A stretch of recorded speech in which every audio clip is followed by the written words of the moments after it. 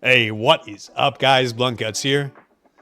This is a Watcher or Ums video. Thank you so much for tuning into my channel. I really appreciate it. We have got Xena up on the screen, and she ain't no warrior princess, I'll tell you that. She is a badass demon, though. Look at those wings. Look at that staff, sickle, wing thing. I don't even know what it is, but she is kind of a badass. Honestly, I have been using this hero a little bit on the test server. I gotta say, I'm a little bit impressed with her. I don't know that she's going to be good anywhere, but I am a little bit impressed with her. I am going to break down her skills. I'm going to show you some of the gameplay, show you exactly how she works. I'm going to talk through her awakenings. Let's get to it.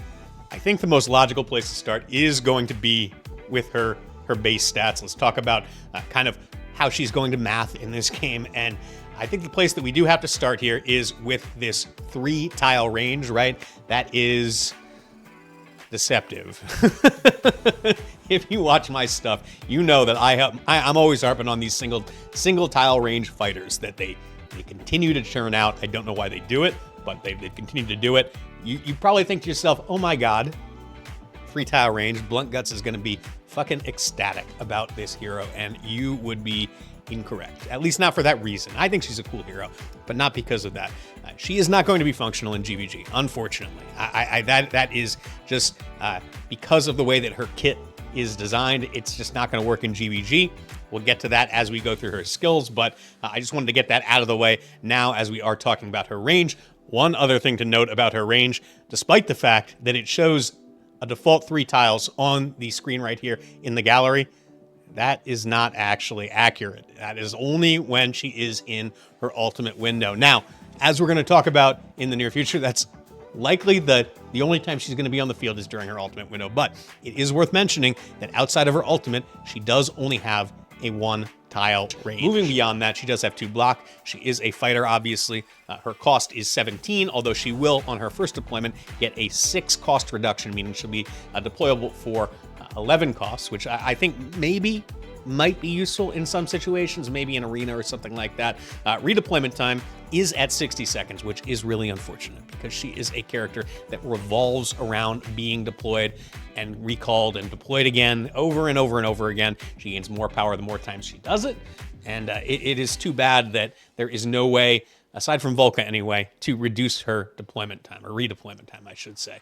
So, with that in mind, let's open up the base stats here. Let's take a look at what she's going to look like at A0 at level 60. So her HP, 27,273. I do like it. Seems like they are putting more and more HP on fighters. I think there's a concerted effort going on to try to make them a little bit tankier because if, especially with all these single tile range fighters that are out there, I think that it becomes more and more important that they have higher HP. I think Moonton has kind of recognized that because it does seem to be a trend that the newer fighters do seem to be part of their power creep is getting more HP, making them a little bit tankier, which I do like. Her attack is very respectable at 6,444. Keep in mind that she is a magic damage dealer, meaning that attack is significantly higher than a lot of the other magic-based fighters in the game. Now, not higher than like Phineas, who's somebody that we talked about last week, but still very, very high. Most of the other magic-based fighters are in the mid 4,000s as far as their attack is concerned. So this is a big, big step up. Love it. It's needed, honestly. I never really understood. I guess the idea was that because they were not going to be subject to physical damage reduction, that they didn't need crazy high attack. But that argument never really resonated with me because there are high magic resist targets in this game. It's like an either-or kind of thing. So I just never really understood why they needed to be gimped as far as their attack was concerned. But that doesn't seem to be the case here. 6444 definitely puts her on par with a lot of the newer fighters in the game, and I do love that. As I said, her cost is 17, but it will be reduced on her first deployment by 6, down to 11. Block is 2. Again, redeployment time 60. Not good. I mean, that's standard, but it's not good for her because of the way she works. Her attack interval is 2.6 seconds. Again, that's standard. No inherent crit rate, 150% crit damage. That is standard. And then you can see the rage regen is all pretty standard down here as well. So nothing to write home about as far as that is concerned. Let's go take a look at her skills. All right, guys, we are in Guild Boss 1 right now. We're going to watch her beat on this dragon as we talk about her talent. We're going to start off with that. When deployed, increases the hero's attack by 20% and all damage reduction by 30% for 30 seconds. That's huge. I mean, 20% extra attack, 30% damage reduction is really, really nice. Attacks also inflict burning on hit targets and reduces the cost of the hero's first deployment by 6, which is what I was talking about before. Her first deployment is only going to be 11 cost, which is really, really big. On top of that, just an extra 20% damage and damage reduction when deployed for 30 seconds is awesome. Awesome. As a hero who, we're going to get into it in a second here when we start talking about some of her other skills, but as a hero that gains more and more power the more time she is deployed, this is something that is really, really big, to be able to have that damage window, that first damage window when she is put down, where she gets most of her damage, have extra increases on top. It's like bonuses on bonuses on bonuses. It's more and more damage. It's when she's doing the most, so it's all going to stack up. It is really cool thing about her kit. She gets some really significant bonuses. And that 30 seconds is going to cover the entire duration of her ultimate, which I will get to in a second. Her basic attack deals 120% damage to one enemy. It is a magic attack. You can see Moontown always really creative with naming skills here. To be fair, there's a lot of creative names, but the basic attack, it's always pretty damn basic. One thing that is interesting that you should note here is that the basic attack only has a 1-tile range. I don't know why that is. It's not true when she is in her ultimate window, which honestly I think is when she's going to be deployed 90% of the time. That is when she does have a 3-tile range, but despite what it says in the character screen and in the gallery, she does not have a 3-tile range all the time.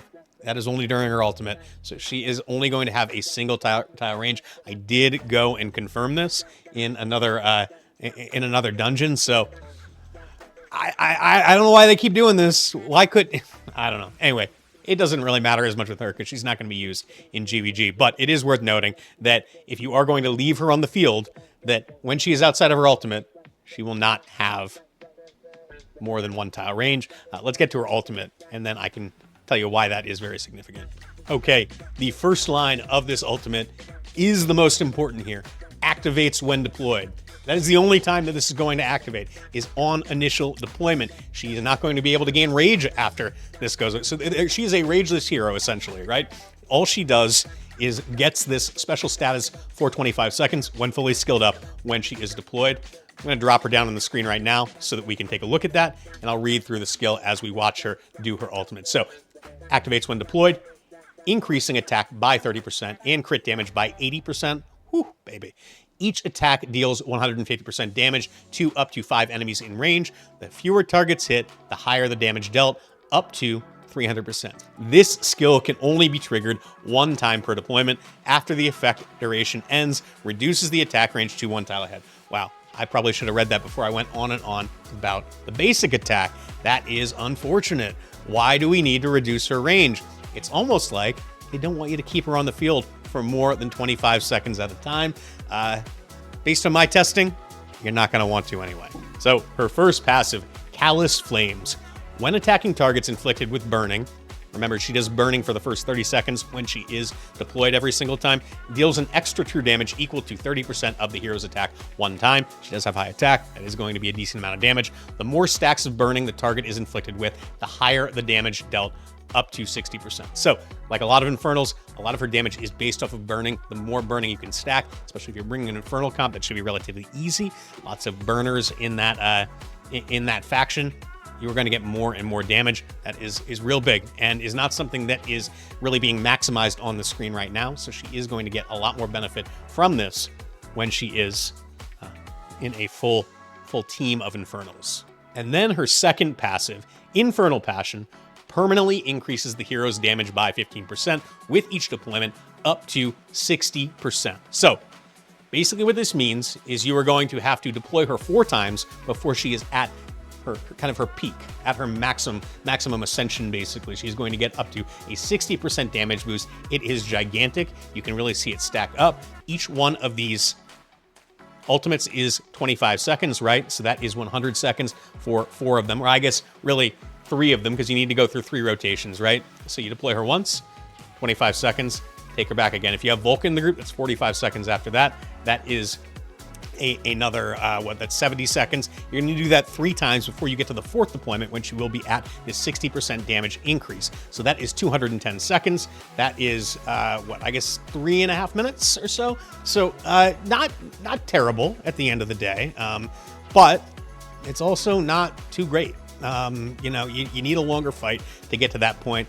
And if you really want to talk about taking full advantage of that, you really need to add another 25 seconds onto the end of that, because that will be the 4th ultimate duration at that point. So that would be, 235 seconds. So almost a 4-minute fight before she is kind of maxed out.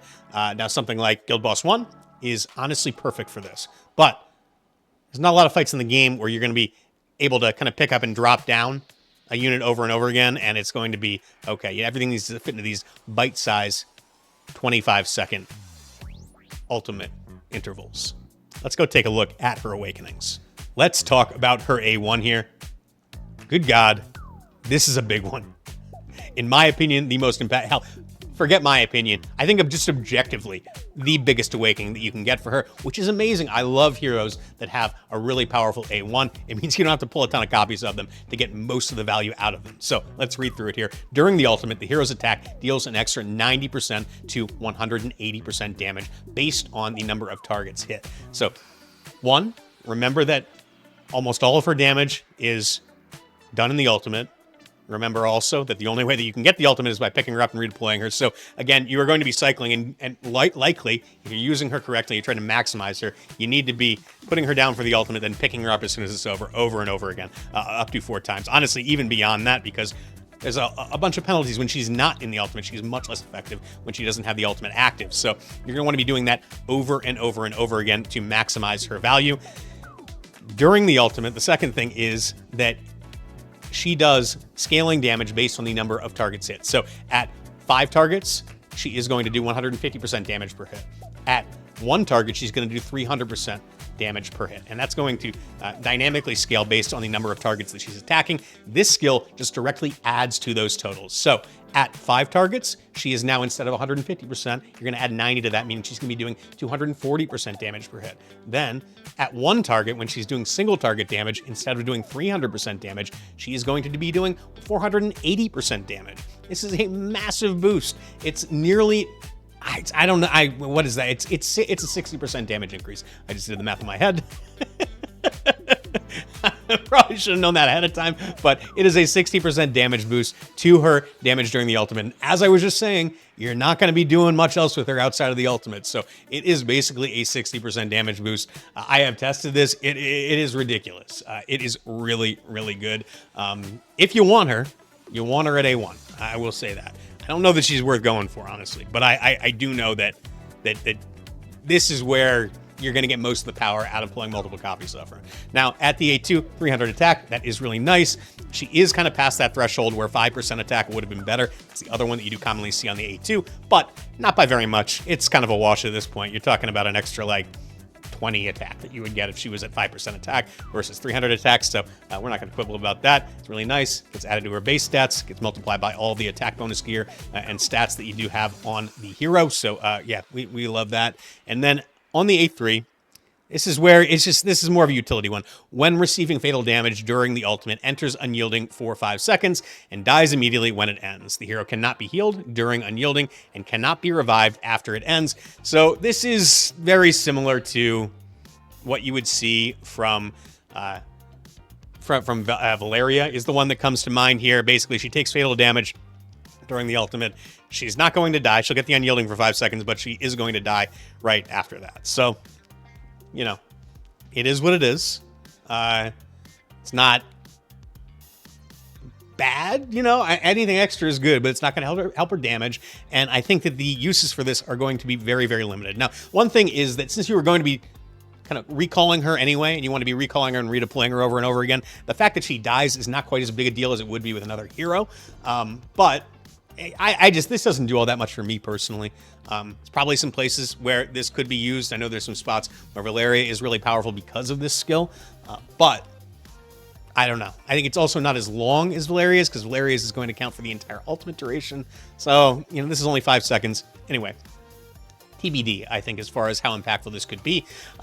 at the A4, she is getting 8% penetration. You know I love the penetration. 8% armor and magic resist, ignore magic resist in her case. So that's really big, especially in later game content when magic resist values are going to scale really high in a lot of cases. And then the A5, during the ultimate, each attack inflicts magic resist reduction on the target hit. It is kind of middle of the road magic resist reduction. It is for 5 seconds duration, 15% reduction to magic resistance. It's good. It's not the best out there. It scales up, I think 30% is the highest one in the game right now, if I'm not mistaken. But so it's about half that. It's only during the ultimate, which for her is great, but is not going to help out everybody else in the team outside of those ultimate windows. So, you know, I don't know. It's all right. You can get this from other sources, is why I would not really rate this as high as it might be otherwise. The A5, on an A5, you'd like to see something big, honestly. As much as I'm talking about, I love seeing really powerful A1s. I'd like to see really powerful A5s as well. I feel like the A3, yeah, that's a utility one. That makes sense to me. But if you manage to pull 6 copies of her, or God forbid you invest soul, I mean, I'm not recommending you do this, but you put any unpolished soul stones into her, I just don't think that she is that like 15% magic resist reduction is really a compelling awakening. But hey, that is just me. There you have it, guys. That is my Xena breakdown. Honestly, I think she's a really cool hero. I like her a lot. The problem is I don't really know where to use her. Her damage is really impressive, particularly when you consider that you're really dropping her down for like 25-second bite-size damage chunks. They're big bites, don't get me wrong. It's a lot of damage in a small window. But where is that skill set really going to be maximized in the game right now? I'm not really sure, honestly. I think maybe if there's a situation where you're rotating units in, I mean, the place that, to me, that comes to mind is probably going to be like burst damage and like campaign, or Guild Boss 1, which is an area that we don't really need new strong heroes in, honestly. Like, I mean, I think that she can be really good in that situation. But do we need her? Are they coming out with a Nightmare 5 Guild Boss? I mean, I just don't know where she's really going to be kind of meta, or her skill set is going to be needed. So that is kind of my take. Maybe there are some spots. I think in the epilogue she might be good in some spots, as I'm kind of thinking through this now. The epilogue maybe, and maybe future epilogue stages as well. Like I said, kind of campaign spots where you need to be like picking up and moving heroes around a lot is where I think she could be really, really good. She puts out a lot of burst damage. I think in that 25-second window, I think she is one of the top damage dealers in the game. I don't know, you know, maybe that's the damage breakdown that I do end up doing, but my limited comparison is that she does, in those 25-second bursts, in those windows where you are, especially if you have a Volca on the field and you are rotating her in and out. So drop her, 25 seconds for the ultimate, pick her up immediately, wait 45 seconds for redeploy, then drop her again, another 25 seconds, pick her up. That you are going to be doing competitive damage with some of the top damage dealers in the game. But, you know, again, her kind of kit needs to fit the fight, and we need to find the spots where that's going to be useful. It's not going to be Guild Wars, I can tell you that. I don't think it's going to be Arena either, just because she is not going to be able to be deployed enough times to be useful in Arena in that way. I don't think an Arena fight lasts 4 minutes, but I haven't actually sat down and timed it, so maybe I'm wrong about that. Maybe you could time it and she can do really good burst damage there. Maybe combine her with like a Phineas or something like that, and all of a sudden Infernals are back on the map. But I don't think so. But I'm not an Arena expert, so maybe somebody can chime off in the comments and let me know how long in game time, actual game time, one of those matches lasts. Maybe she can fit 4 deployments in there. That would be awesome if that was the case. But in any case, guys, I do appreciate you tuning in. Please do like and subscribe. Keep an eye out for my Should You Summon video that I will be putting out tomorrow in anticipation of the banner. But otherwise, have a good night. Good luck to you. Like and subscribe. I will catch you all next time.